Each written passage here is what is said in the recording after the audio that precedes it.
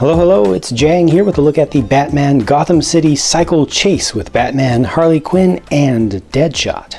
The Bat Cycle here is pretty huge with those big tires, but that makes it very stable and easy to play with because you can just roll it along and you won't get the thing falling over on its side like a lot of motorcycle models tend to do. It's got some nice shaping around the side, you know, it's not too smooth. They didn't really leave anything open here, a single hole open here on that Technic piece, but nothing that bugs me at all. Just good coverage with small parts that makes it look more complex than it actually is. You know, this was not a very difficult build to put together, but I'm happy with just what I see, you know. It also has connectors or clips to hold on to a batarang, includes the silver one there, and a grappling gun. This is new for late 2015, I think, when they first came out with this one. Doesn't actually shoot, but looks pretty good. And, you know, both of those are minifig accessories, of course. And then it has stud shooters on the thing, which are facing towards the rear,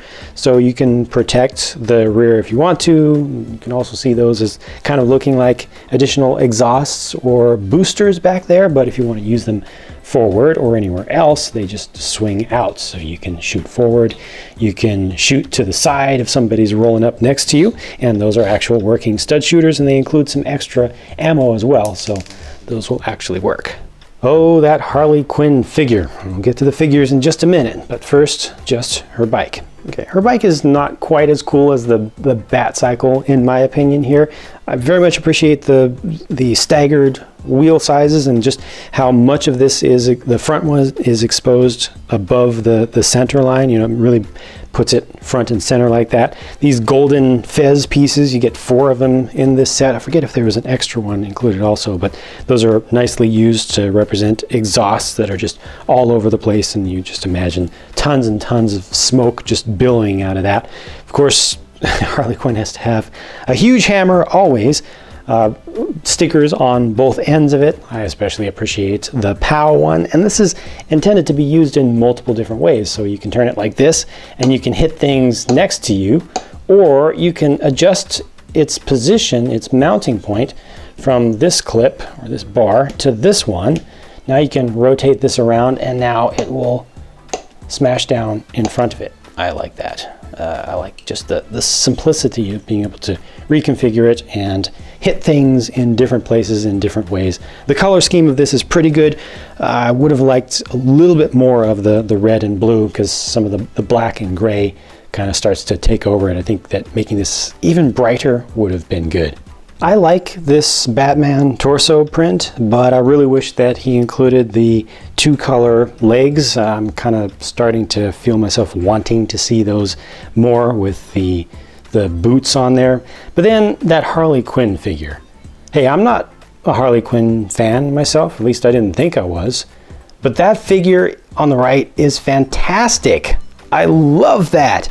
2-colored hair is actually molded in red, and then the blue is just print, but the colors all the way through, and the hands and facial expression, it all just works so well.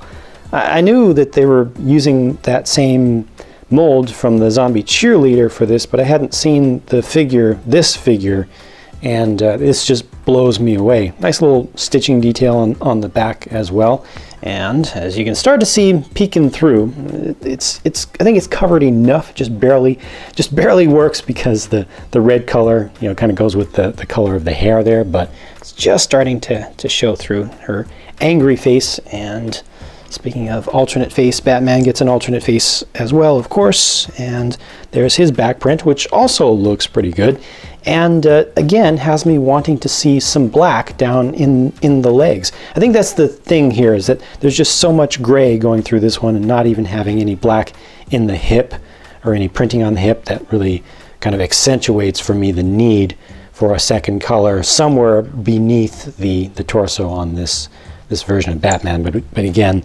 Harley Quinn, wow, I'm just gonna have to do this as well to make sure that you can fully appreciate what all they have given us with this one, the possibilities. This also has a hole in the top, so you can attach a small little accessory like a bow or something. Wow, get that just right. Yes, that's fantastic, I love it. And then there's Deadshot with his huge built-up, intricate launcher build, which actually has a stud shooter at the end, which makes sense.